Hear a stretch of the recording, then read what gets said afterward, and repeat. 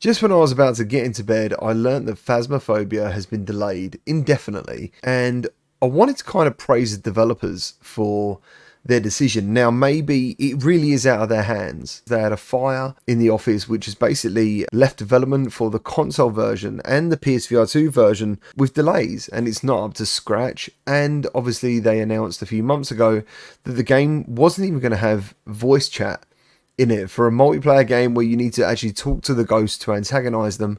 That was a very weird decision for them to say, okay, we can work around this with like dialogue boxes. So it was really cool that they decided not to do that and go with the voices. And now it's a very good decision that they've decided to postpone the game. And it's going to be coming out when it's ready.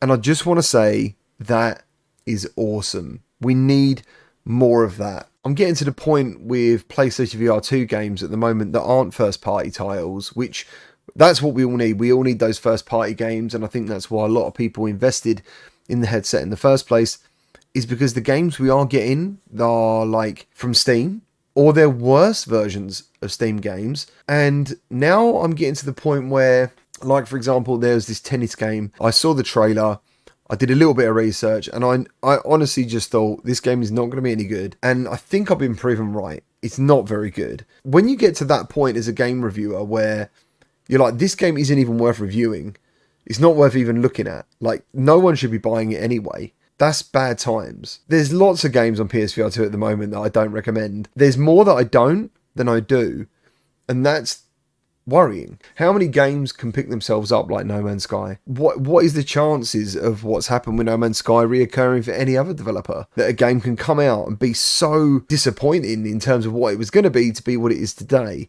And I think with PSVR2 games currently, we're looking on the horizon. We're trying to find games that we want to play. We're trying to find games that we're looking forward to. And at the moment, PlayStation just keeping their mouth shut. So what happens is when you get the shadow drops, everyone's interested because you're like, oh, maybe this is going to be a good game. Like Project Wingman, for example. Project Wingman is really good on PC. So why did we only get 6 missions? People would have just jumped in and bought that game and you can't get the refunds. What I'm trying to say is on PlayStation especially, developers need to be careful, because what I'm worried about and what I keep seeing, I'm reading comments like, oh, I play Resident Evil 8 and it's still in the box waiting for Resident Evil 4. When I read things like that, I'm like, dude, you've missed out on Red Matter 2. Crossfire Sierra Squad's now getting manual reloading. Breaches is coming out soon. Again, going back to what we're talking about, Firewall.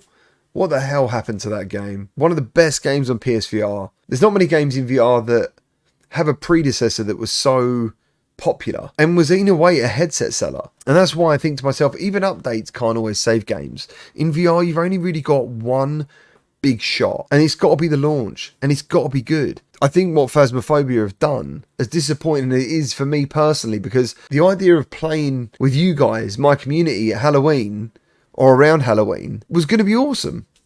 I was really excited for it. I want to review a game, right, and say it's bad because not that it's technically bad, not that it's broken, because the game's bad. Like, there's a reason the game's bad. It's not because it doesn't work. That's the difference, and that's what we're looking at the moment. If you're reviewing a game, it shouldn't be the game's broken. It shouldn't be that. And at the moment on PSVR2, where we don't get a lot of games, these games need to make sure, at least technically, they work. It's just tough at the moment. But anyway, I'm really pleased at what Phasmophobia have done.